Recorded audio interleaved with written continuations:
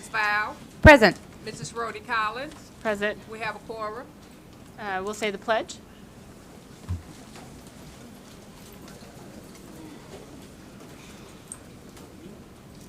Pledge allegiance to the flag of the United States of America and to the republic for which it stands, one nation, under God, indivisible, with liberty and justice for all. The first item on our agenda is student and staff recognition. So, Dr. Adams. We don't have it. Okay. So moving on to public comment. The first name on the list is Sally Topping.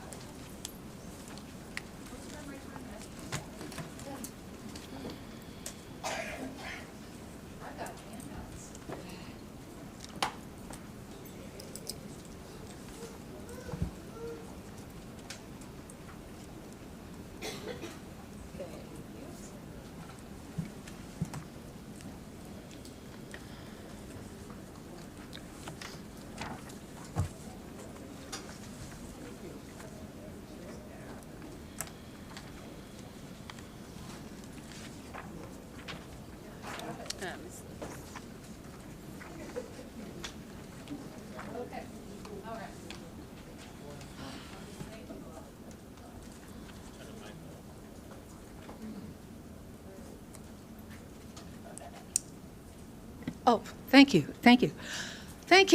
I'm Sally Topping. I'm president of Local 420 AFT, and I have met a lot of you, and it's good to see you, and some of you I've not had a chance to meet yet, so thank you. I don't know if you know this. You probably do. Our collective bargaining agreement is up June 30th of 2020. That is the end of this school year. And we've been looking at data and other contracts, and there's what we call a team effort. It consists of about 25 people coming in and talking about the contract, talking about areas that we can work on, and all of that. But anyway, one of the things I've been looking at is statistics. And specifically, I'm looking at Union 1 data. That's data that comes from the district. It's data about our bargaining unit, which is about 3,000 employees. Specifically, I've been comparing 2010 and 2018 data. And specifically, I've been comparing the job classification of 8104, which is regular classroom teachers, grade 1 through 6. And that's what this data refers to. Now,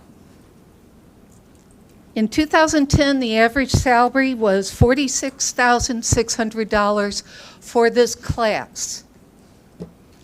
Cost of living between 2010 and 2018 was 15%. So in other words, for every $100 you spent back then, you'd spend $115 now. You would expect that the aggregate salary then, or the average aggregate salary for this class would go up by at least 15%, right? It hasn't. It went up by $600. Now, this is not just about money. This goes deeper. Because when I looked at that, I thought, how can that be? I thought to myself, first of all, is it the number of teachers? Ms. Topping, your time is up. Thank you. Dr. Karen Kaysen.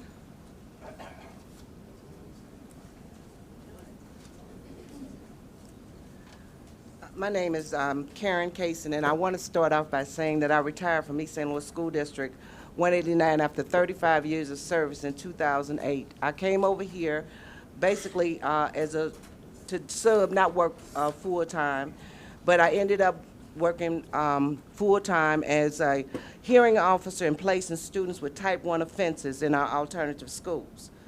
For 8 years, I've been the only constant in Innovative Pathways, which I conduct hearings, visit students at schools, and transition them back into the regular school setting. I work with parents, etc. Initially, when I came into this position, it consisted of 2 secretaries and 3 staffers, including me. For 1.5 years, I was a department of 1. I had no secretary, no nothing. I never missed a beat. Dr. Adams, you know that I conducted hearings, visited the students and principals at the alternative schools. I worked with the parents, and I transitioned them out. In essence, what I'm here for is because of the bullying, harassment, and intimidation here. Promotions in this district are based on who you know and not what you know. I gave everyone a packet that documented my bullying and my harassment, etc., by Charles Burton, Dr. Adams, Mr. Brown, and others. On August 30th, I wrote a letter about harassment by Michael Brown. After that, I'd never been absent, but I took a leave for FMLA for stress. When I came back in December, Mr. Brown, he started harassing again. I reported it. Leslie Tolliver called me a week after I got here and showed me a still picture of me leaving out the building with my little niece. She wanted to know who was it. As a result, she gave me 60 days without pay, based on the fact that I did not tell Michael Brown that I was going to lunch. When I had been here for, like I said, 1.5 years, conducting business by myself. I could go on and on, but I'm asking this board to give me back my 60 days without pay. And during the time that I was off, they deleted every email that was in my computer that pertained to the harassment of Charles Burton, Michael Brown, and Dr. Adams. So I'm asking this board to do an investigation and give me my money, and because it's a shame the way the employees, and you got good, dedicated employees, and they being bullied, harassed, and intimidated. Charles Babadoo Murphy.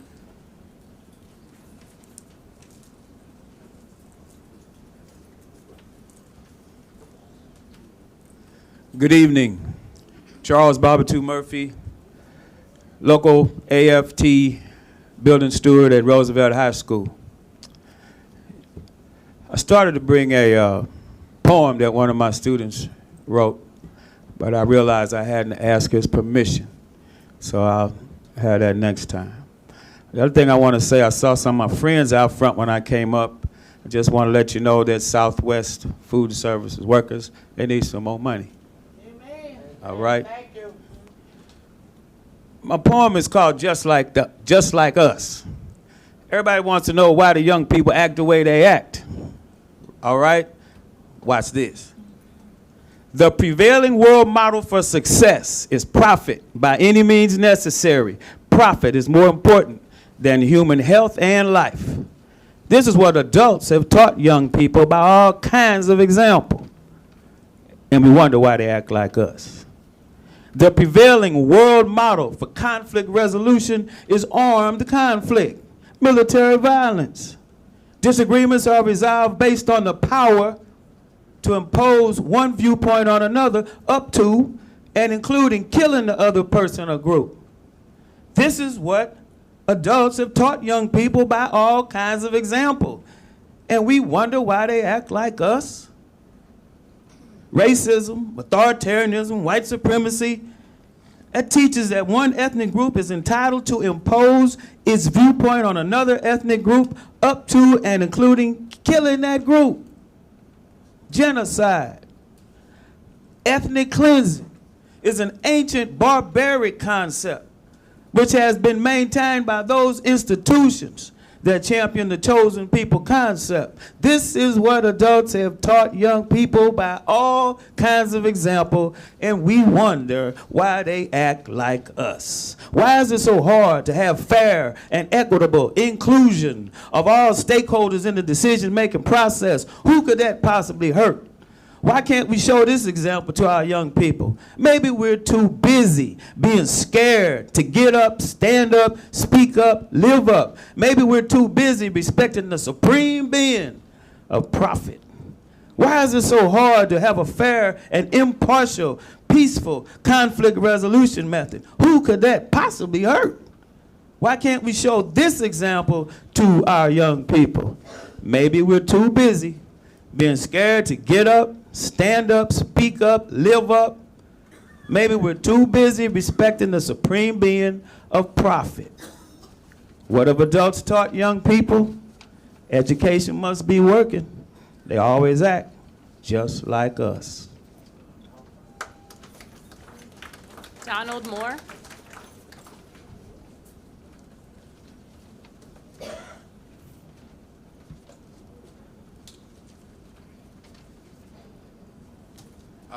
I come here today, I'm not a parent, but I do have children in the St. Louis public school system. I'm one of the volunteers for the Neighborhood Net program. And so I'm out at Ashland and Taylor every morning, 5:30 a.m., cleaning up the block, making sure that the bus stop is clean, being there with the kids every day because I gave them my word that I would be there. When the Neighborhood Net program first began, we had significant support in the beginning. But I see that support waning at a time where we need more men out there watching these bus stops, protecting our children. If 15 deaths were not enough, I don't know what is. And so my statement here is in part to the men I see out here in this crowd, but also to the school board to ask, what efforts are you all making to help to increase the number of participants in the Neighborhood Net program in light of the fact that our lovely mayor stripped us of money that could be used for our crossing guards. I don't hear any commercials asking for more volunteers. I don't see anything on any website asking for more volunteers.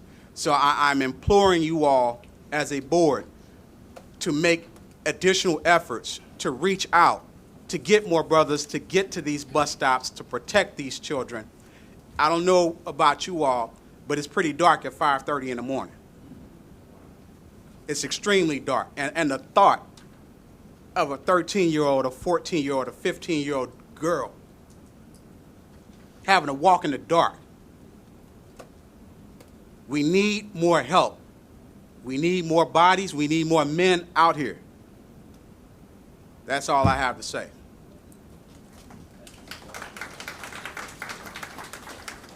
Tamaya Pulfus.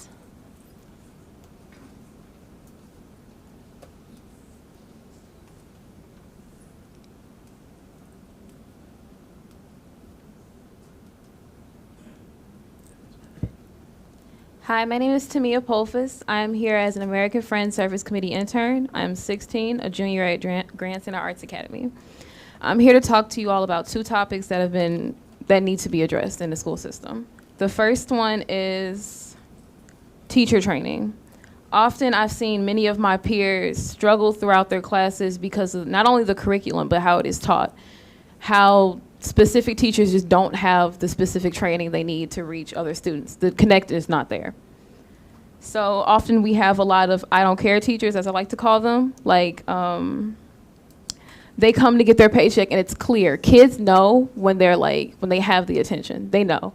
And they also know when they don't care. And when they see that they don't care, they act like they don't care in class. It's evident and it reflects on their scores, their homework, their attitude. Also the culture divide. As I mentioned earlier, the disconnect between students, investing time within them, learning who you're actually teaching and who you're hiring to teach these kids. That is very important. The second thing I would like to address is lunch. Healthier options, though it has changed, it's not quite there yet. There have been the new get a fruit, get a juice, things like that, but it's just not cutting it. It's not filling. A lot of students don't even eat, which affects their participation in class because they either don't like it or specifically can't eat it because of lack of options. So all I'm asking is for food alternatives for vegan, vegetarian, other options for kids that just simply can't eat it. So we are the future, and it's well over time that we're shown that, and we need the support. Thank you. Lauren Holmes.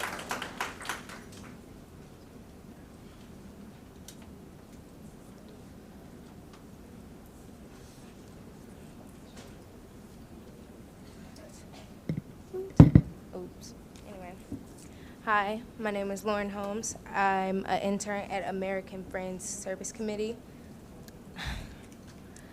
I wanted to talk about basically police and or officers in schools. I'm not saying we don't necessarily need them, but the training that they go through and their mindset could change, because it's all about knowing who you're hiring. Because you could hire a racist white guy and put him in an all-black school and give him a gun, and then what you gonna think happened? It's gonna kill black people. And also not being able to deal with how some of us take things. There's a lot of things that go home, that we take home with us, or that happens at home, and it gets taken to school. And they have to process that, and some people can't do that. Some people handle it with anger. Some people handle it with crying, talk to other friends. Some people don't even have people to talk to. Some people are very prideful and don't want to talk about it. So when they lash out, people don't like to address, like, oh, something might be happening at home. Let me talk to this person. They're like, oh, they did something wrong. Let's punish them.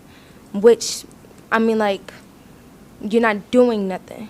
You're just sending them home to where the problem probably is, and then also they're not learning because they're not at school. And then what happens? They probably gonna find other things to do, which leads to people trying to find more like ways to make money to support families and other things. And I'm kind of getting off topic. Also, the weapons that officers have, guns, tasers, and also mace. I mean, at my school, Hawthorne, well, I'm at Grand Center now, but at Hawthorne we had tasers, but nobody like used them. They wasn't used because they wasn't necessary most of the time. So, and I'd never seen somebody get tased. So, also just like back to knowing like who you hiring, like it's just about how they act and stuff. That's it. Thank you. Kevin Backstrom.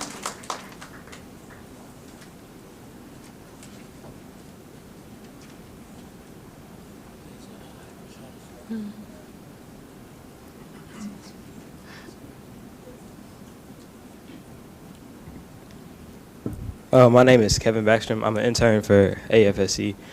And right now, my biggest issues with our school system is that I feel like we need to get rid of standardized testing. Because in my opinion, I feel like why should you have kids take a test at 7 o'clock in the morning knowing that they're not mentally prepared, knowing they're not mentally ready? Because 2 hours ago, they just woke up to go ahead and get on the bus. And I feel like the test shouldn't determine where the kid is. I feel like since the teacher knows the kid, since the teacher knows what the kid is struggling with, the teacher should be able to give those tests to determine where we are and how we progress over the school year instead of a standardized test. My second thing is how the curriculum is taught in schools. I feel like we need to teach black culture more in schools, because why give us a textbook filled with European and British culture but has nothing to do with African American history? I feel like if you want kids to come to school and actually learn something, I feel like the first important thing that they need to learn is their history, because that's where it all starts. And my last and final point that I would have to make is how pathways are set up in school, because some kids don't want to go to college. They know that college isn't for them. So I had them take a bunch of classes, that would lead them on the path to college, knowing that they're not going there. So you should have more classes where kids will be able to pursue their dreams and their passions instead of taking an art class knowing that they have nothing about art and knowing that they have no interest in art if they want to be, I don't know, like a doctor or something. So yeah, that's my whole thing. I feel like we need to restruct or recreate how we teach our kids and what we give our kids to learn in order for them to be successful. So yeah. Gloria Nolan.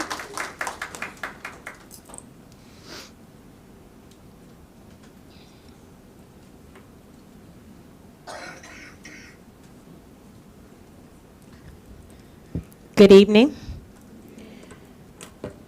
My name is Gloria Nolan.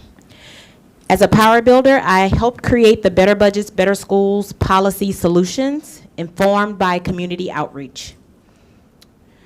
Resource allocation and increasing the school district's budget is a top concern for so many in our city. You know this, so I want to focus on tonight. On a meaningful way to work together to implement these policies ASAP. We've been engaging with our district for a while now. In October last year, we asked for a meeting with the superintendent, Dr. Adams. We had that meeting. We then invited him to attend our public hearing in November and hear from a packed house of concerned residents. He declined our invitation. Then we hosted a candidate forum in March where all the candidates signed on to implement our policy solutions the first chance if they got elected. With power returned to the board, we now have support from 4 of the 7-member board. We came to the August meeting and then sent an email to each individual board member. President Collins replied saying that the process to meet with the board members doesn't exist yet. So while it's being created, we should just keep attending the monthly board meetings. So here we are. It's September. We are ready to talk about implementation now, but 3 minutes of a one-sided comment is not going to transform our district. We're trying to come to this process in good faith. We know you care for our city's children. We want to work together. We're ready to sit down with you. What we are proposing is nothing extreme. They're good sense policy solutions that will improve our district, and they're in line with the strategic plan. What's clear to us is the board roots for community engagements are stifling community input in the current format. We're getting the minimal opportunity to partner with the district leadership and not in a meaningful way. I feel shut out from the system and disconnected from my elected officials. These tactics have been used before to stifle community voice and engagement. I want you to build a board that engages community wholeheartedly and is responsive to calls rather than tokenizing and patronizing us and our input. My time is up. Jean Corbett.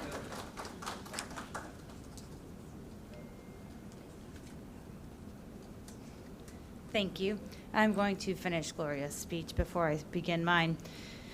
It will take collaboration and open discussion to implement these solutions, all of which we're ready to do, to roll up our sleeves for. So make a change. Build up an engaged group of parents, educators, residents that work with you to bring about the transformation we need. Imagine what we can do together if we join forces. Change course by putting us on the agenda for next month, October. Meet with us now and then. Let's partner on implementation. Can you pull out your calendar? Can we meet next week? Can you pull out next month's agenda? Can you schedule a time for us to talk through implementation strategies? That was the end of Gloria's speech. Thanks, Gloria. And good evening. I'm Jean Corbett. I am a concerned community member, active aunt of an SLPS student, and a proud alumna of the district. I am here tonight to request that SLPS value my voice and our voices.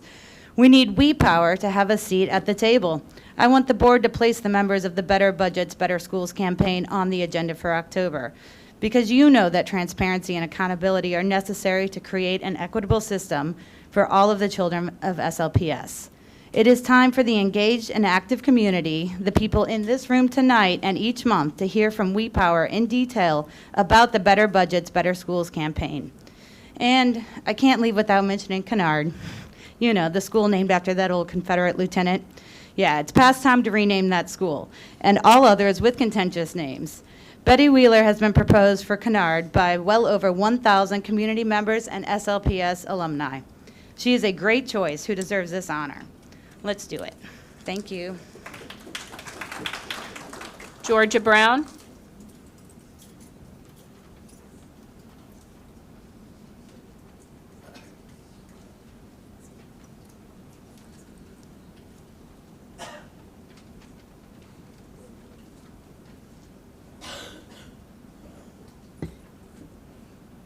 Good evening, everyone. My name is Georgia Brown, and I'm an employee with Southwest Food Service. I work at Roosevelt High School, and we have been negotiating our contract, but it expired June the 30th. So our boss, they want to offer us 10 cents. We cannot live off of 10 cents. That's 50 cents a week. That's $2.50. 50 cents a day. That's $2.50 a week. And we just trying to we don't want all their money. We just want some of their money so we can live a better life for us and our children and continue to go to work and feed the St. Louis public schools, the kids at the school. So we need everybody's support to help us get some money from them. Because we come out of our pocket to fix the schools up for Halloween, Christmas, which we don't have no money. But we do our best to make the kids happy at school, but they don't want to give us no money. They only want to give us a dime. A dime is no money. I can't survive off no dime. My car, it takes $40 to fill my tank up. So where I'm getting the other $35 from? Not from my job. Thank you. Carolyn Penn.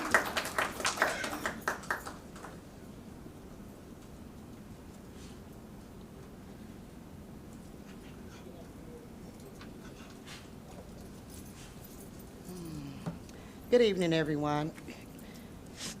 Superintendent Adams, members of the board, thank you for allowing me a few minutes to speak with you, to speak with all of you that have taken the time to come out for this meeting tonight. My name is Carolyn Penn. I am the General Manager for Southwest Food Service Excellence in partnership with St. Louis Public Schools. Tonight, I would like to recap the offer that SFE has put on the table, especially as there have been moments over the past weeks when some of the points may not have been very clear, explained to everyone here. SFE has agreed to meet the state-required hourly wage increase for minimum wage, as it always has, and will also pay an additional 10 cents per hour beyond what the state requires. This raise was rejected by the union. In addition, as we know, many SFE employees are returning to school with summer bills to pay. SFE is offering an extra cash sign-in bonus for all returning food service employees as the CBA is ratified. This bonus was rejected by the union. Beyond the dollars, SFE is also offering more paid time off for part-time employees, a total of 5 paid holidays per year and 1 bereavement day. This extra paid time off was rejected by the union. SFE is offering our staff more than just a pay increase. SFE is offering higher wages, extra bonus dollars, and more paid days off to spend with their families. They're also offering more advancement opportunities than have been offered in the past. In addition, SFE recognizes our employees with, we have annual recognition parties for our staff, where we give out very nice gifts to our employees as a thank you for their hard work. We also have a program that's called the Golden Spoodle Award.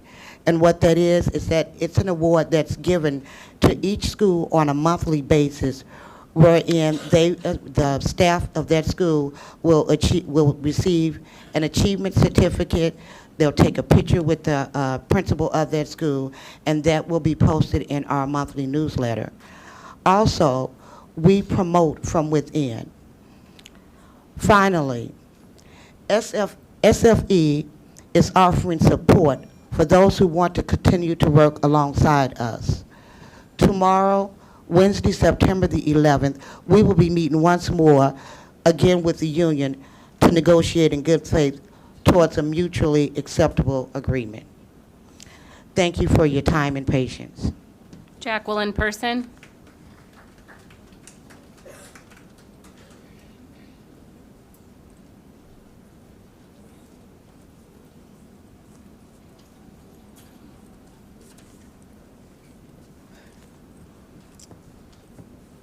Good evening. My name is Jacqueline Person. I am a power builder. I'm also a parent of former students in the district.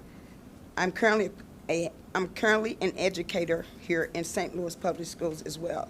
I'm a taxpayer and I'm a citizen, and I'm very concerned about the direction of St. Louis Public Schools.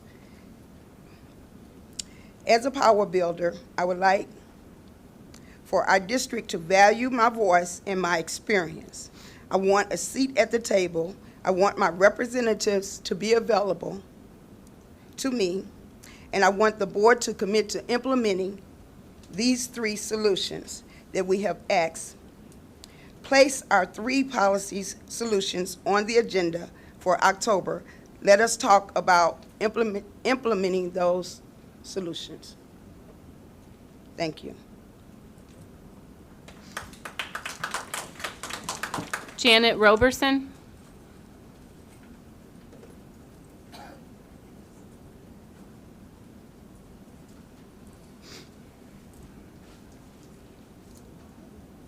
Good evening. My name is Janet Roberson, and I am a We Power builder as well. I'm also a grandparent of children in the school district, and I just wanted to get up and just let you know how important the policies are, and I just wanted to read off the policies that we wanted to be transparent. And one of them is distributing the paper and electronic communications to all the school staff and facility and families about our budget and meetings and decisions. The second one is host 4 sessions a year to gather public input into key decisions on the upcoming school year's budget. Third, release paper and electronic reports and dashboards that illustrate districts-wide and school-specific budget sources, allocations, goals, and strategies and priorities. So in the long run, making these policy changes will increase accountability and create paths toward funding allocations that truly support schools and students. With this greatest demonstration need, I am hopeful that the robust decisions with the Better Budget, Better Schools team will lead to collaboration and a sharing of commitment to these policies and priorities. Thank you. I hope you take this in consideration. Ms. Del Rio.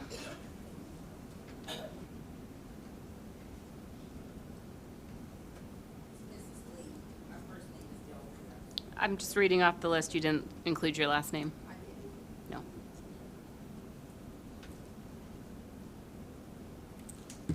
Good evening, everyone. I think I last spoke to everyone at Vashon High School last week, and I am happy to say that Dr. Adams and I did have a chance to meet. We had a chance to meet on yesterday. Am I satisfied with that meeting? Absolutely not. And I will tell you why. In the meeting, I was comfortable, and I felt like I was being heard. And he saw the evidence of where I was coming from. But there was something that Dr. Adams said to me, and I went home and I was very troubled about it.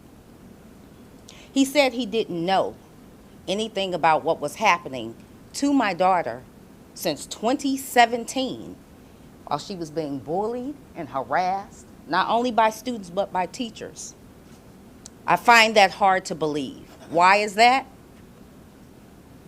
All of the emails and everything, but also on June 6th of 2019, just a couple of months ago, I, and along with a community of friends from all over this country, we did a call-in protest. We shut down the phone lines of this building. I was spoken with by someone else who works for the district as to why I was doing that. Why was I calling? Mrs. Campbell to be exact. I believe her first name is Judith Campbell, wanted to know why we were shutting down the phone lines. It was because I hadn't gotten a response from Dr. Adams. So I find it very hard to believe that Dr. Adams knew nothing about what was going on with my child. After the phone lines had been shut down in June, he should have been asking questions. There's no way he could not have known. If my building's phone lines had been shut down, and his secretary also, that I have recorded, knew about this, and she didn't pass the information along to him, I find that as a problem. I feel like you were dishonest with me. And because of that, I don't trust anything you said.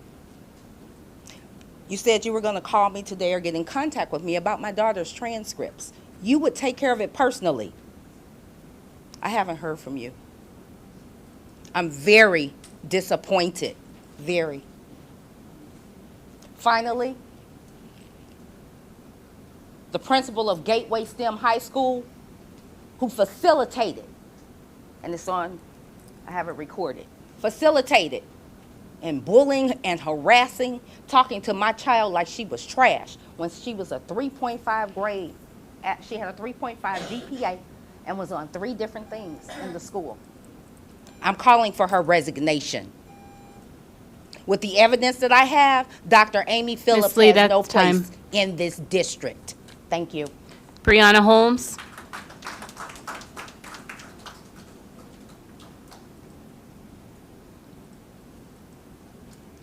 Brianna Holmes. Monty Hill.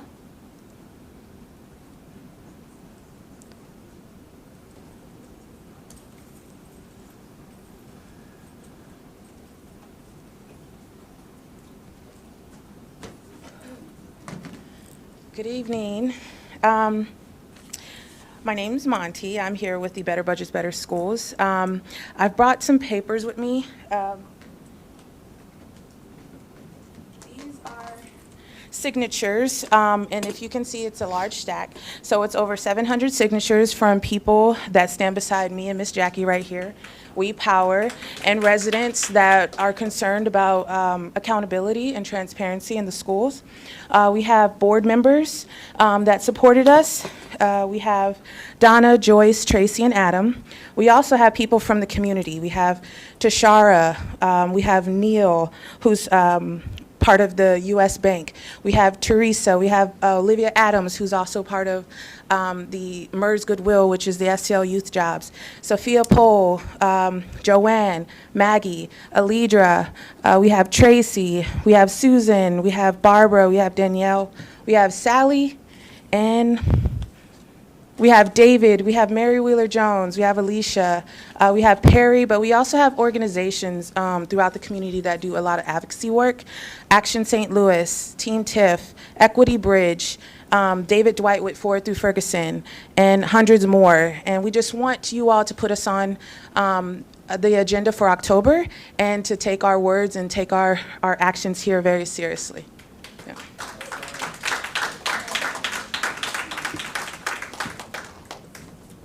Tracy Spees.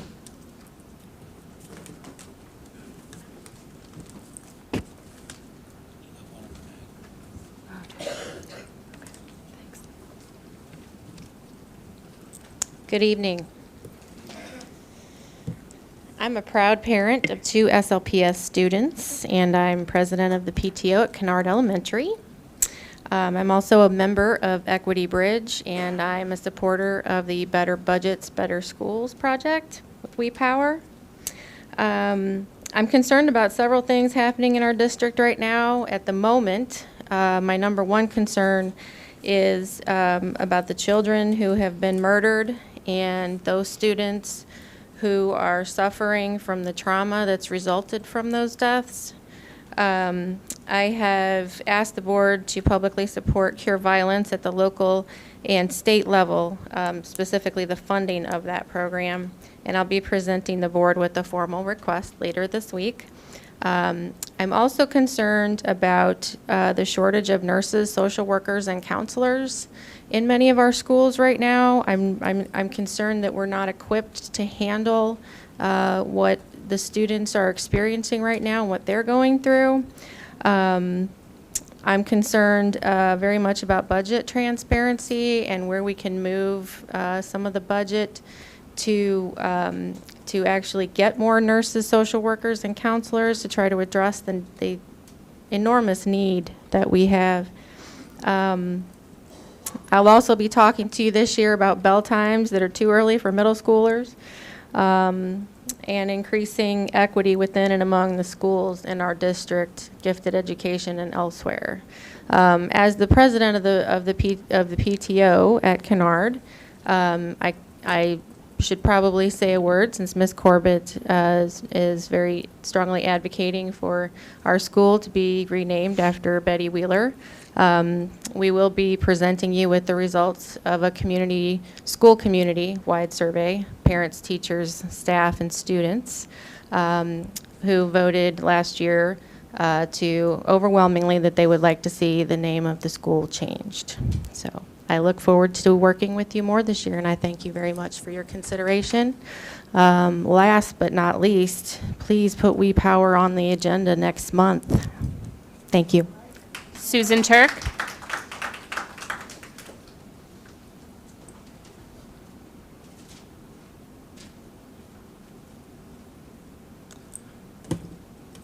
Good evening. Thank you for holding a work session on community safety last week. I had to leave before it ended, so I don't know if the following suggestion was made: that St. Louis Public Schools develop a curriculum discouraging our students from becoming owners and carriers of guns. To the district's merit, over the years it has exposed our students to impactful curriculum for character education, conflict resolution, encouraging good eating habits, discouraging smoking, discouraging drug use, discouraging alcoholism. These have positive impacts on our students. Including curriculum discouraging gun culture would be a worthy addition to the efforts to ensure that lifelong well-being of our students. I would also like to alert you that State Senator Jamila Nasheed is again considering filing legislation that will change the election of the local Board of Education from at-large to sub-districts. I will send Dr. Adams and board members a copy of this legislation later this evening. When the SAB studied district governments last year, Michael Casserly of the Council of Great City Schools strongly advised against sub-district elected school boards because they are ineffective and weak. Senator Nasheed should be discouraged from filing this legislation. And lastly, listening to what's been going on here tonight, I have to say that historically, when parents have had a problem or community members have had a problem with a district, they have to work through the administration to get it resolved. But if the administration fails them and they still have a problem, it is the Board of Education that is the remedy of last resort. I wouldn't be standing here talking to you tonight if I hadn't had board support 25 years ago for some issues that were affecting the district at that time. So my faith in an elected board is what it is because of my own experience over the last 25 years. Not having a policy to meet with parents and community members is not an acceptable excuse not to do it. If you want community support, you must be accessible to the community. That doesn't mean that you agree with and accept everything that they bring to you.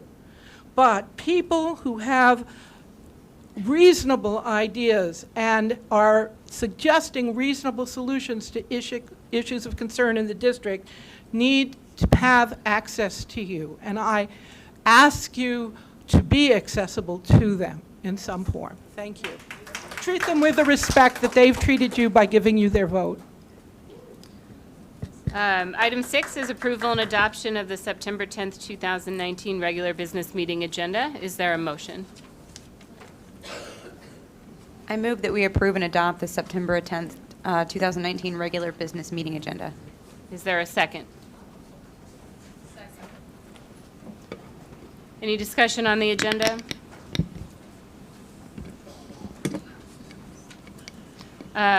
So we will vote. Ms. Lewis? Ms. Donna Jones. Yes. Ms. Susan Jones. Mr. Lane. Yes. Ms. Miller. Yes. Dr. Roberts. Yes. Mrs. Fowl. Yes. Mrs. Rhodey Collins. Yes. The motion has passed. Dr. Adams? Good evening. We have several presentations tonight. We'll start with the fresh fruit and vegetable program, Ms. Athea Santiago. This is an item that was placed on your agenda for tonight. It is time sensitive in that we received approximately $608,000 for the fresh fruit and vegetable program, and so I thought it would be important to give the board an update in terms of what that program is, and the history relative to the program prior to the board approving it tonight during the consent agenda time. Mrs. Santiago. Good evening. Tonight I will give a brief presentation on the fruit and vegetable program. I will review the background of the program, the goals, as well as how the schools are selected. The funding comes from USDA as well as DESE. The goals of the program is to introduce the fresh fruit and vegetable program as a healthy snack, expand the variety of fruits and vegetables throughout the school day, as well as to increase fresh fruits and vegetables for the consumption for the students. The curriculum for this program is also based on nutrition education. All elementary schools are accepted except 3 of our programs, which is Kennard, Mellencrott, and Wilkinson. The funding is based on high free and reduced percentages. The program is offered to all the students enrolled in the school. The students have to have their fruits and vegetables during the school day or in their classroom. We have to have the support of the presentation of, we have to have the support of superintendent, the principal, as well as the school staff. And the program has to be offered outside of the breakfast and lunch hours. We also, as I stated earlier, we have to have a nutrition education curriculum and component. In 2017-18, we had 43 schools. The funding was over $601,000. In 2018-19, we had 41 schools. The funding was over $614,000. And this year, we have funding for $600,000 for 43 schools. Questions? So again, this is a time-sensitive matter, and that's why I'm bringing it to the board now. We received the award letter sometimes in late July, August. If we would use our normal rhythm of time, it would not be approved until October, and we would not be able to spend the money until that time. And so that is why this item and the next item is being brought before the board now. It does not cost the district any general operating budget dollars. All of the money is coming from the federal government. She mentioned 3 schools that were not included. Those schools are not considered to be title schools because of the deprivation rate that's identified for those 3 schools. While the district is a community eligibility program district, meaning that all students eat free, these dollars are targeted to elementary schools with the deprivation rate being higher than, I think it's 70%. And so that's the reason why those 3 schools are excluded from the program. Questions that you might have for myself or Ms. Santiago? I had a quick question. So when you say that it must support nutrition education, yes, is there currently a curriculum, or is that something that's in process? It's in process, and we also use community education programs.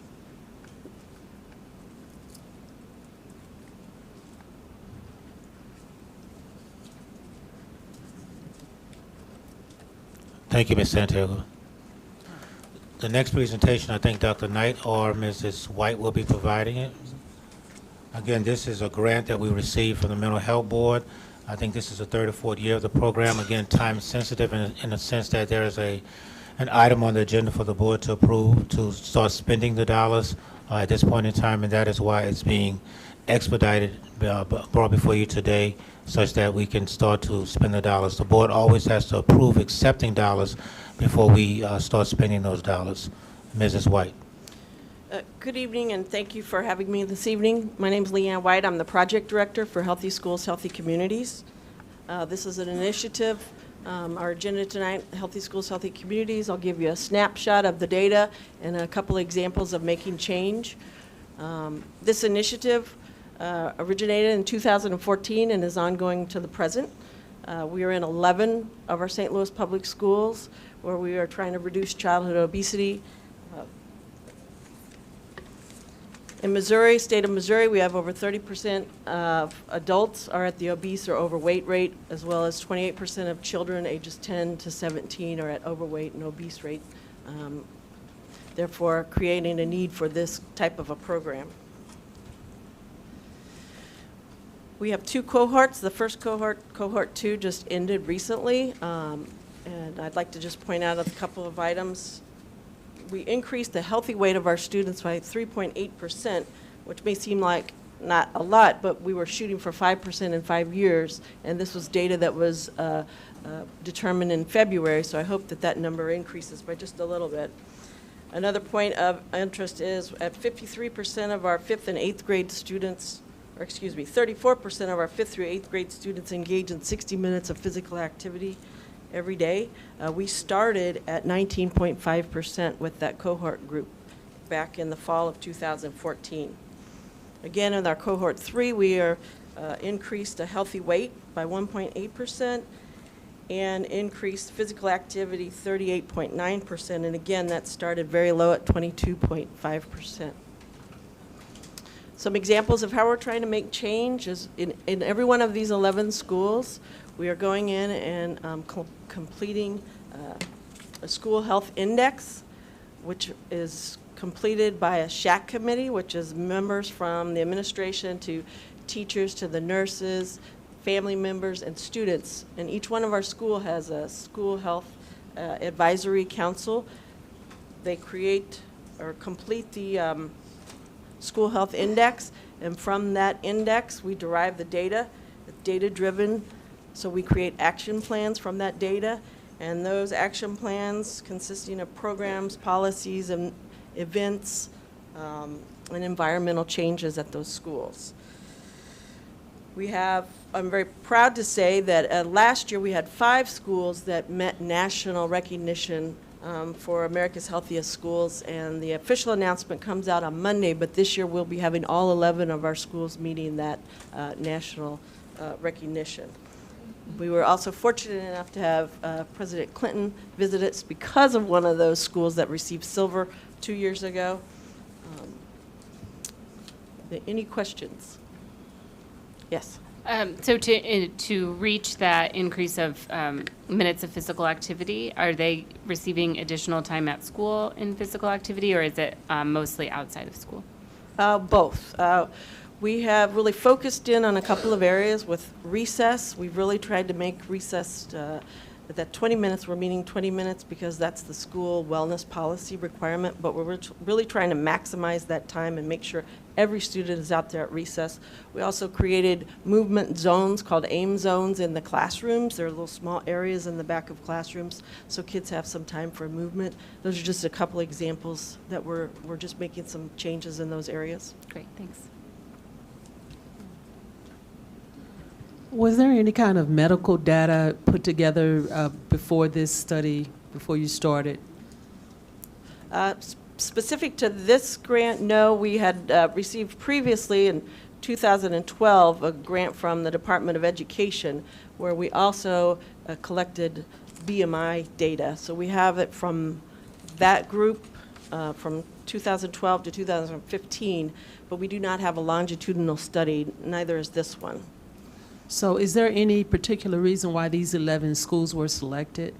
Oh, yes, ma'am. A lot of variables that went into our choice. The size of the school, the number of students, the location of the schools, the administrators that were within the schools, whether there were programs already existing at the school, and then, of course, speaking with Dr. Adams, move forward on these 11 schools.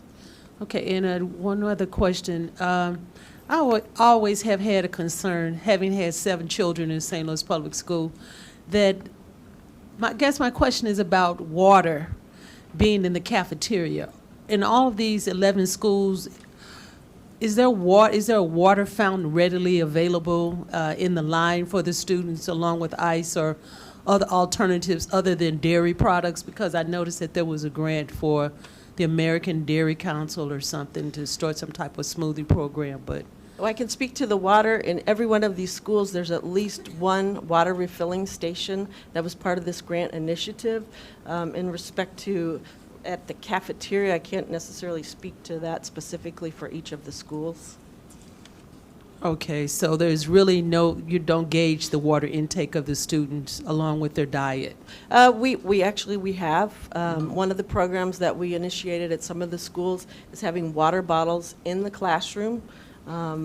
We haven't done an official study. We did do a survey and some observations, and each child had the water bottles in their classroom. They filled them in the morning, and then we would take a look and see how much they had drank throughout the day. So they do have access to very fresh water with the water refilling stations. And my last question was the food that our children consume at these particular schools. I've always had a concern about the safety of the food, and I know you care very much about, the quality of the food that the students receive, but are they analyzed on a regular basis just for safety purposes? That I'm quite certain they are, but that again is not something I could speak to. That would be Ms. Santiago, the Director of Food Service. She would be able to better answer your question, Ms. Jones. All right, thank you. Uh-huh.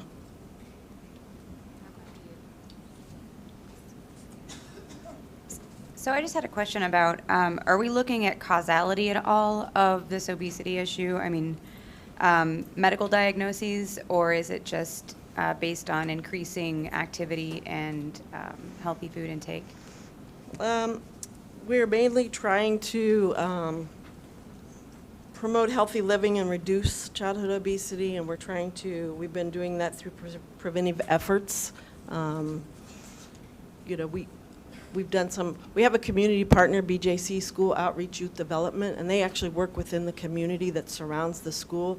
So they've done a little bit more of that, like for example of certain schools that maybe there's a food desert within that area. So then they're part of the grant, and they've come in and actually brought in additional opportunities for fresh fruits and vegetables or different gardens and so forth. But we're not collecting actual data on that area.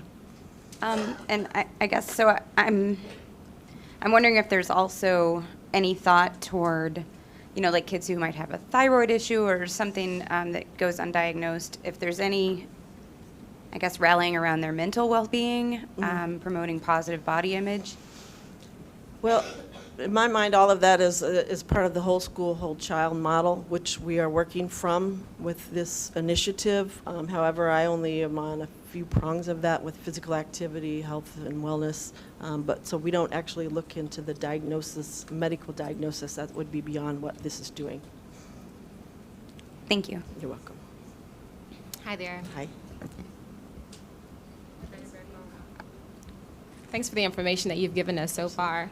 I have a few questions here. I wanted to know how you come up with the percentages as it relates to, so if, for instance, on cohort 2 schools, a 3.8 increase in healthy weight since 2014. How do you get to that number? And then also, what exactly do you mean by increase in healthy weight? How are we actually gauging that? Like, are we having our students up on a scale, or what does that look like? So the assessments that we complete is the BMI, body mass indexing, which is the height and weight, and then there is a formula that's where they are on the scale. Mm-hmm. Our data is sent in with our funders, Missouri Foundation for Health, who then has it analyzed, and then those numbers are sent back from the raw data that we collect in the schools. Okay, so for instance, I have a daughter. Are you utilizing the information that we get from her doctor's office to enter that into the information that you guys are using for your program, or someone coming to the schools? We are actually trained. I train the teachers a specific protocol on height and weight measurement. So they're trained in a specific way. We also did that with our previous grant where we were partners with Washington University, so we've had some really good training come in. So we utilize the same stadiometer, fixed for the height, as well as then we have certain scales that we use How many times a year are you guys doing this? 2 times, once in the fall and once in the spring. Okay, so have you done it already for this school year? No, not yet. Okay, and then one of the last things I want to mention, and it's briefly been mentioned tonight, and I'm most certainly passionate about this, is that we know most of the issues that we deal with, rather it be physically or mentally, have to do with your gut. And so what has the conversation been as it relates to a vegetarian diet? Because we do know that the United States allows staggering amounts of pus and blood and different hormones inside of our milk.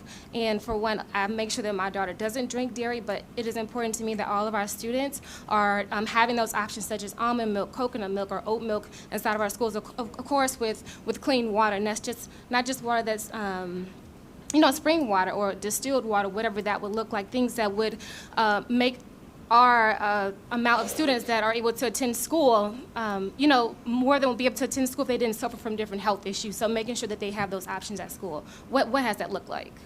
Again, we go from the school health index, what that looks, and then we create the action plan based on that data. So we have implemented health education and nutrition education, and I know it's also implemented with Ms. Santiago's program as well. So if there's a higher need for that, then we implement that. Our partners, BJC, School Outreach Youth Development, they bring in an excellent nutrition education program to our students. And when and this is my last question, I promise. That's okay. When you say you've been implementing health education programs, is that what you're talking about tonight, or has something further, again, specifically to the conversation about more of a vegan, vegetarian diet or options for our students? That would just be a component of nutrition education about vegan. So outside of just talking about it, what have we done to implement any of those things? We have brought in classes such as Cooking Matters to our schools, to our students, and to our parents. I can't say specifically if they touched on that area, but I know they touch on nutrition education. But I could definitely look into that, Ms. Jones, and get back to you. I appreciate you. Thank you so much. Absolutely. Thank you. My question is on page 3. So one of the data points that you use is saying that 28% of children ages 10 to 17 are overweight or obese. And then looking at the schools that we're in, we're really in middle and lower, which takes away ages 13 to 17. So thinking about the fact that high school students have more agency when it comes to their food choices or unhealthy food choices, is there a way to, or is this initiative thinking about what that means at the high school level, other than just, if we implement this in middle school, hopefully they take it on in high school? Very good question, because I do know there's a large problem at the high school level. This specific grant was just for K through 8 students. So from this initiative, we're hoping that what they glean from what we're working on and what we're doing, that impacts them and they carry it on to the high school level. Okay, and is there a way to track that, or is the program trying to track that as well? For the students that go through this at the elementary and middle school level, the extent to which they continue on those healthy behaviors at the high school level? At this time, there is not.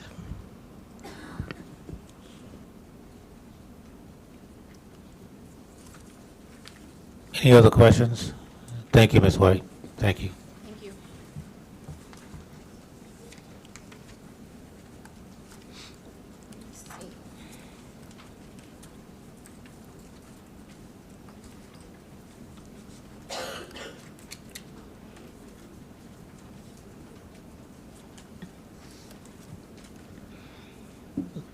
The final presentation tonight is a presentation relative to the back to school report.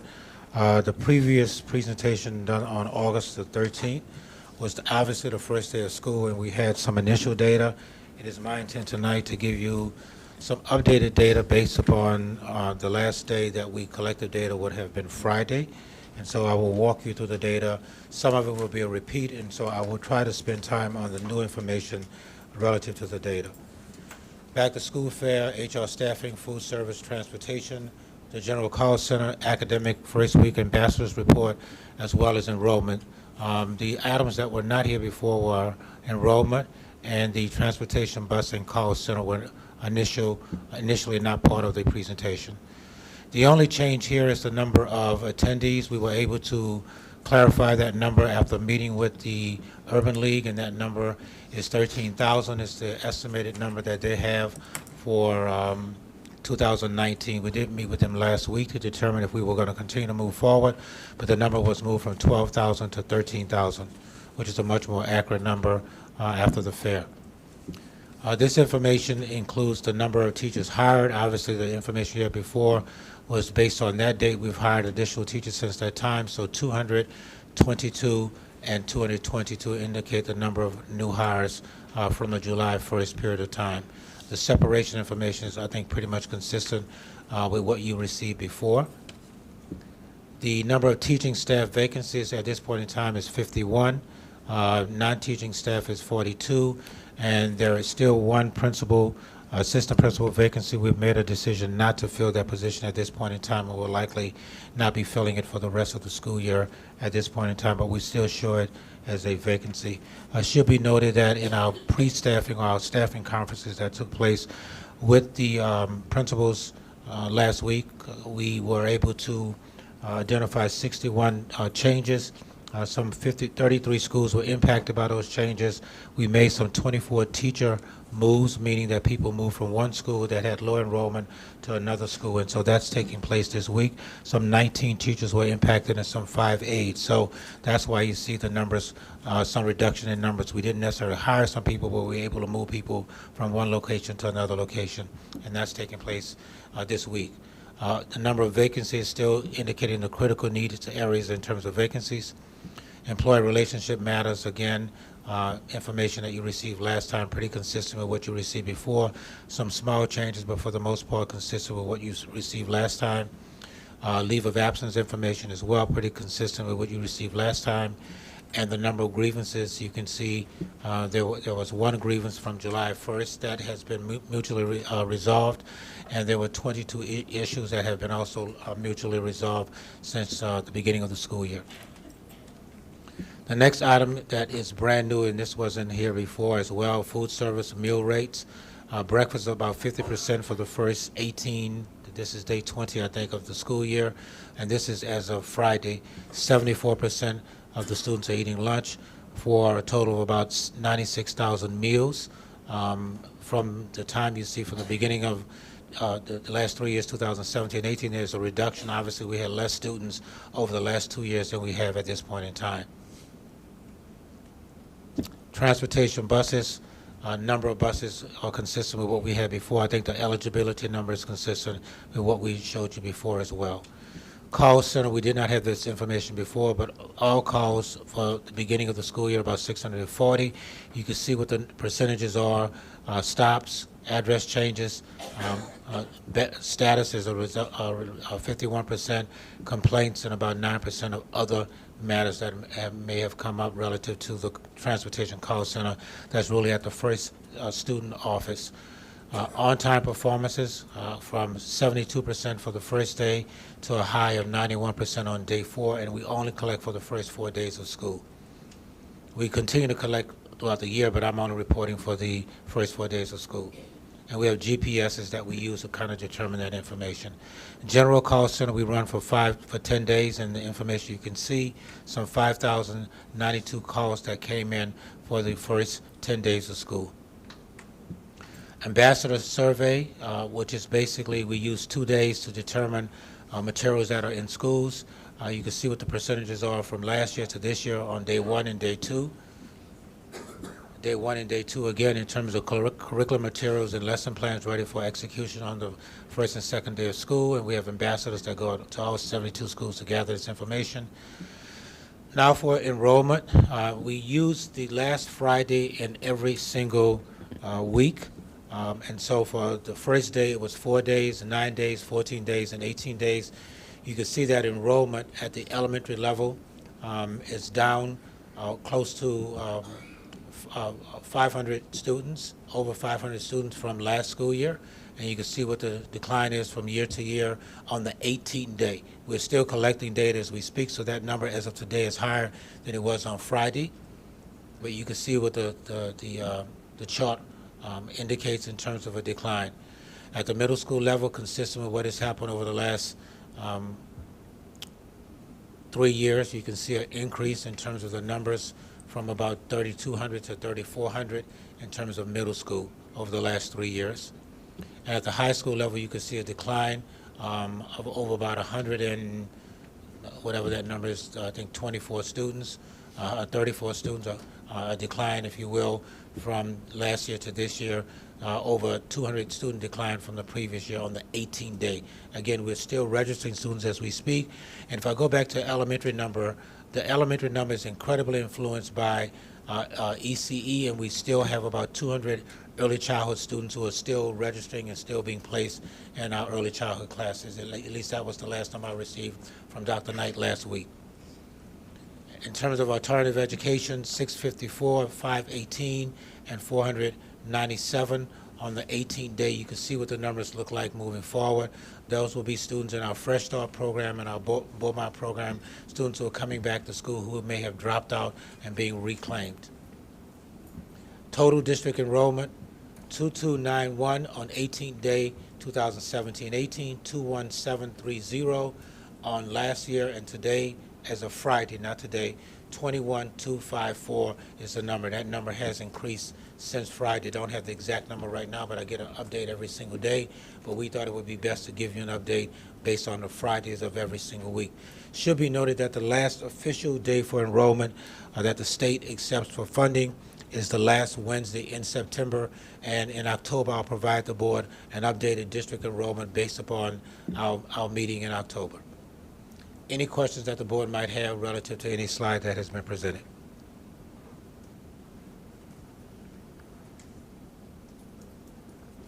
Yes, ma'am. Very quickly, Dr. Adams, what are some of the strategies that we're employing to locate students who haven't returned to date?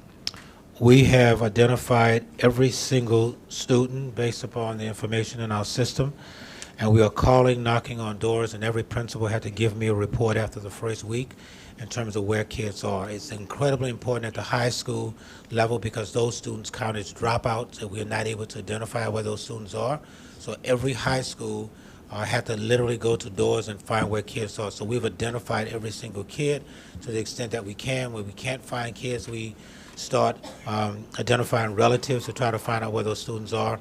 So social workers and principals and family community specialists have gone to try to identify where kids are. I could give you a report at the next meeting to kind of give you some big pictures in terms of how many kids have moved to charters, how many kids have moved out of the city, how many kids have gone to private schools to the extent that we're able to find that information. I do have some preliminary data right now, but we wait until after the last Wednesday in September, and I could give you a report on all of that data, and quite frankly, could give you a report school by school as well. Yes, ma'am, Ms. Jones.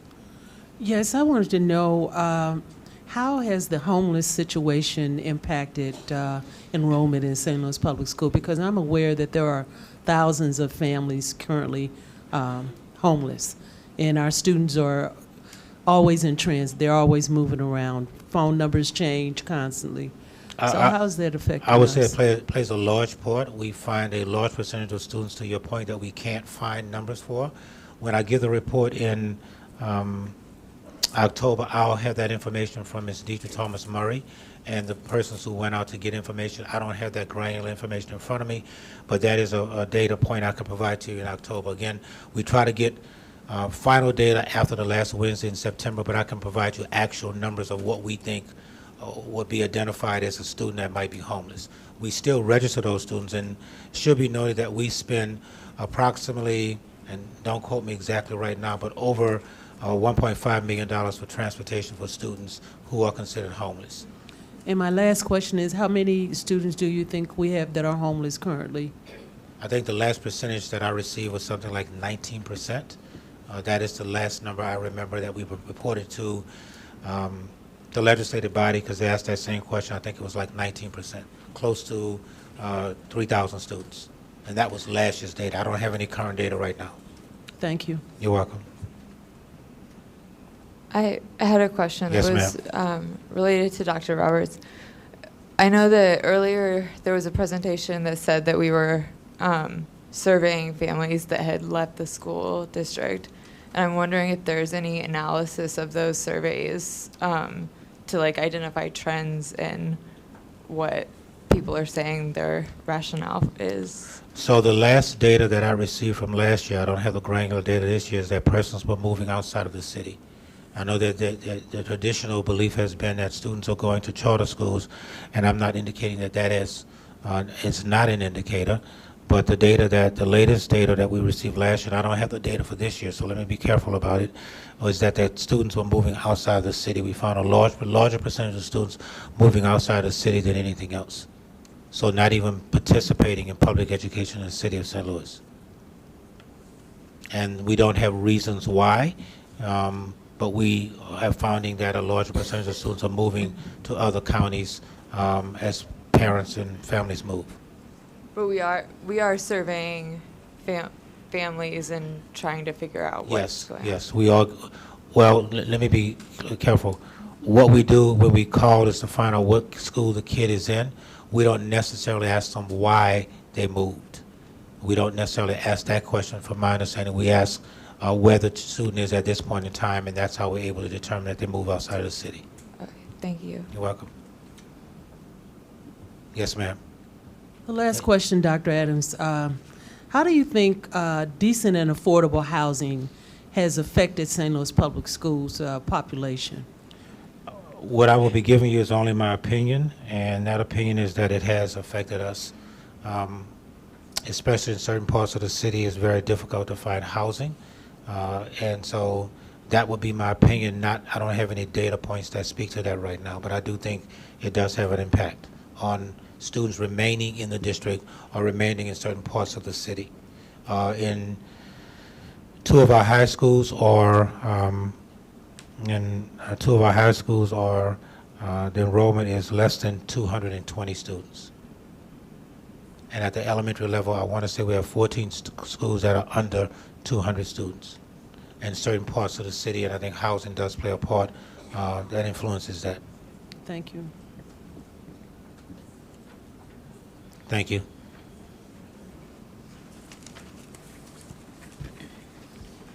So our consent agenda includes an item that we previously approved at the August meeting, so I would like to recommend that we do the motions based on the page so that it's a little clear, a little more clear as to which items we're accepting.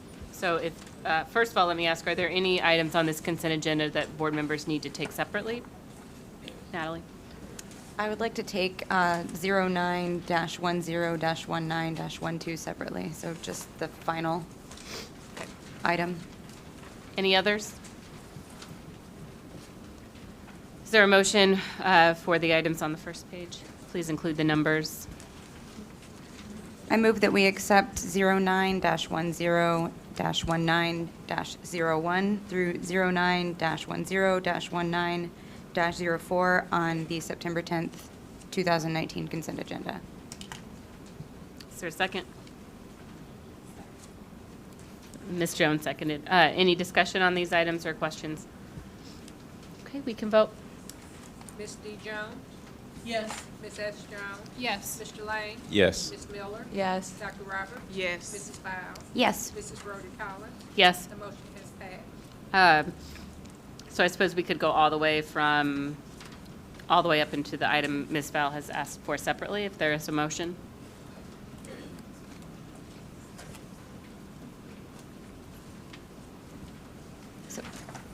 I move that we approve items 09-10-19-06 through 09-10-19-11 on the September consent agenda.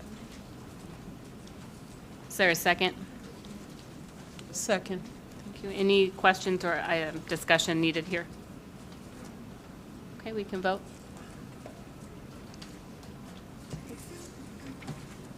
Ms. Lewis? Ms. D. Jones? Yes. Ms. S. Jones? Yes. Mr. Lane? Yes. Ms. Miller? Yes. Dr. Roberts? Yes. Mrs. Powell? Yes. Mrs. Rhoda Collins? Yes. The motion passed. Is there a motion for the remaining item?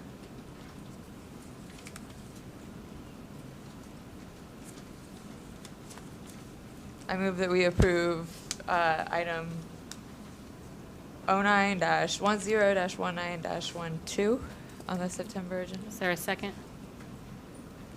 Second. Thank you. Discussion or questions?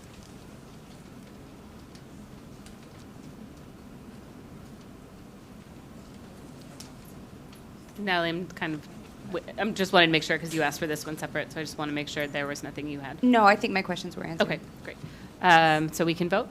Ms. D. Jones? Yes. Ms. S. Jones? Yes. Mr. Lane? Yes. Ms. Miller? Yes. Dr. Roberts? Yes. Mrs. Fowl? Abstain. Mrs. Brody Collins? Yes. The motion passed. Great. So I lost my agenda. Board member reports. Ms. Miller? I don't have a report this time. Don't have a report at this time. Ms. Jones? I don't have a report at this time. Dr. Roberts? Thank you. Couple things. It's been important that, for me personally, that I attend the homecomings of the students that we lost.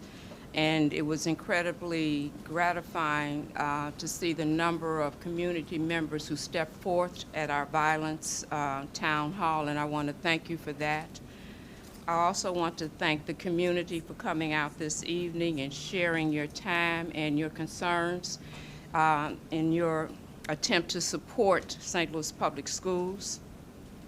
We also had an opportunity for our young people to experience a variety of job opportunities through the donation from David Stewart of Worldwide Technology. He gifted the St. Louis Public Schools with tickets to the raceway. And in closing, a member of the community, her name is Madeline Bryce. She has extended herself by establishing a West End learning and development, bonding our community. It's an opportunity to provide individual attention to West End youth to increase their literacy levels. The goals of the organization are to raise the reading levels of youth living within the West End, pair learners with adult neighbors from the West End to form a one-on-one partnership with the goal of reading on or above grade level, and 3, to build a community where residents know, care for, and trust their neighbors. And she asked that I extend that this evening and challenge other communities to work together on behalf of the youth in partnership with St. Louis Public Schools. And again, her number is Madeline Bryce. Her contact information is 314-494-6150. Thank you. Ms. Fowl? I have not been able to communicate with the board via email yet because I just received this request, but we were invited to a school garden tour by Mr. Matt Schindler of Gateway Greening. And I do not have the details with me right now, but if anybody would like me to forward that email, I will forward that through President Rhodey Collins. Please let her know if you are interested. I believe it is September 20th or 21st, but I'm not certain. The other thing is I was able to attend a community meeting for Dunbar School. The neighborhood there is working to maintain or increase enrollment to prevent the school from closing. So just there's some active efforts in the community around that, and just want to let you guys know. Ms. Jones? None at this time. So I do have a few quick updates, but I'll do them following the agenda item on this special session on community safety. So by board request at our work session, they've asked for this to be put on the agenda at this meeting. So I want to provide time for any board members that have thoughts to share on the meeting, or the work session, I'm sorry, that we had last Thursday on community safety. If there are thoughts that would need to be shared in the official meeting setting.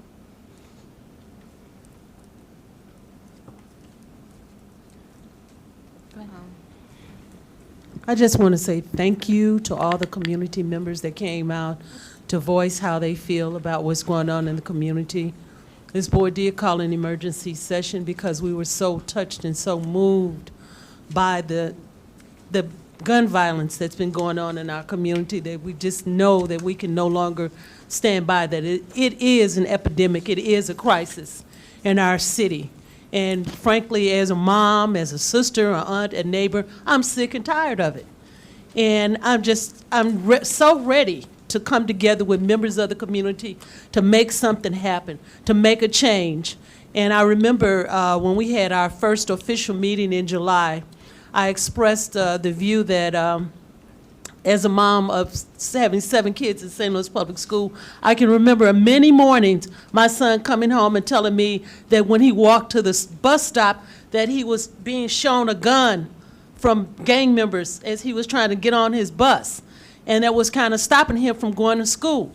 And so as Dr. Adams talked about all the wonderful programs, I kept thinking in my mind, this is great. St. Louis Public School has a lot of wonderful teachers and instructors and volunteers and people who really care. But can the kids really make it to school safely? And the answer is really no. And the young man came to ask for more help. How much more do we have to holler and scream and say our kids are in danger? I'm just really, how much more does it take? I mean, if it's not your child today, it's somebody else's child tomorrow. So I'm just asking and begging and pleading. I come out, and as I drive along, if I see a problem, I've started now, like if I'm driving somewhere and I see some child, a young person that might be in trouble, I'm asking, are you okay? Are you okay? Let's just start questioning them. Ask, are you okay? Because if you don't do it, only God knows what can happen. And I'm sorry, and I'm not sorry that I'm emotional about it, but the night that Journey died, I don't think I got to sleep until 2 o'clock in the morning. I kept going out on the porch looking and listening to all the gunfire because I live very close to between West Florissant and Highway 70, and I see the racing. And our young people don't have anything to do. This is not a family-friendly city, and we need to make that change. We need to make that happen. There are a lot of issues that are going on, but if we come together and do what we need to do, we can make this happen for our students, and that's really all I have to say. Thank you for listening.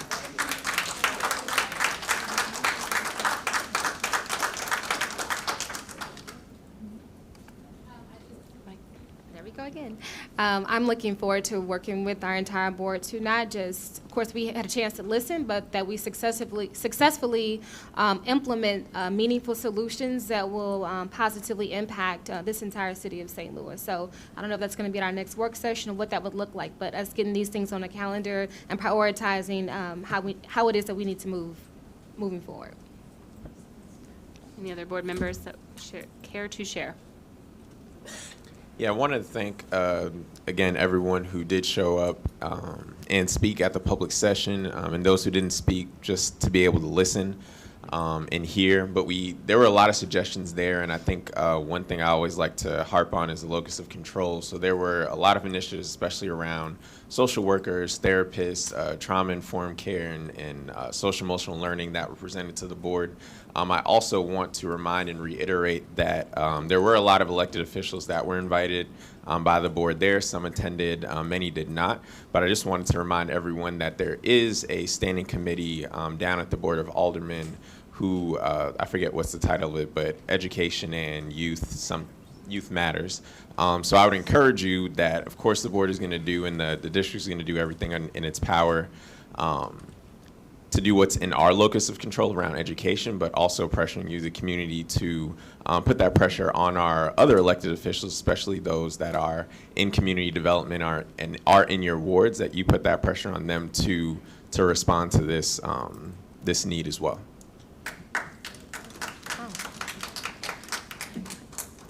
Just to add on to what Adam said, which was great, but also I know sometimes we go to these meetings and, we offer, to some, it could be high-level suggestions of how we can get things done. Contact your elected official that you may not feel like will respond to you. But there are things that you can do as a citizen in this city, taxpayer in this city, which is if there are issues going on in your house, make sure that you're talking to those individuals that you live with. A lot of these issues that we're dealing with are stemming from the homes, and we're not talking to our loved ones, our little sisters, our brothers, our parents about the issues that are affecting these houses. And then also, our churches. A lot of us attend church, and so perhaps you can have a conversation with your pastor on what your church can do to be an open establishment throughout the week, to be a safe haven for our children to have things to do during the week. And so what I want to say is that although we're here at the St. Louis Public Schools meeting, this is an all-hands-on-deck project, not even project, it's an all hands on deck approach. We have to do it. It takes a community to make this happen. So we all have a job to do. It is not one person's job to do, but I want all of us to leave this room with something in mind that I'm going to do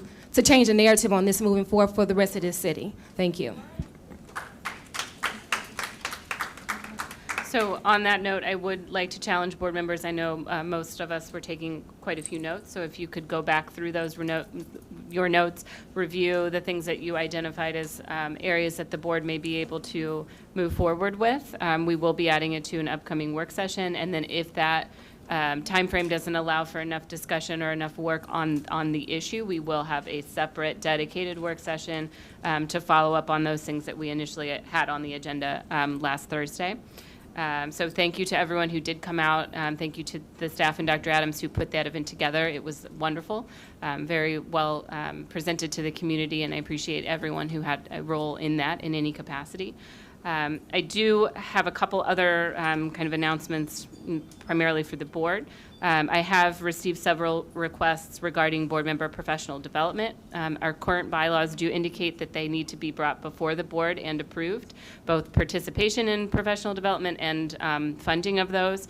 So that review of that bylaw will be also added to a future work session agenda. I would like to encourage the board when we come together to talk about that, to consider ways that we prioritize professional development that allows us as a board and a group to grow together and grow as a team, and things that are connected to effective governance.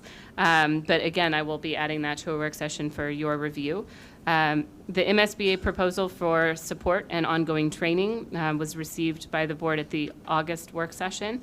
I am still collecting feedback from board members, so if you have ideas or changes or things that should be included that are not, please let me know as soon as possible, and that will be an item that we are voting on September 24th.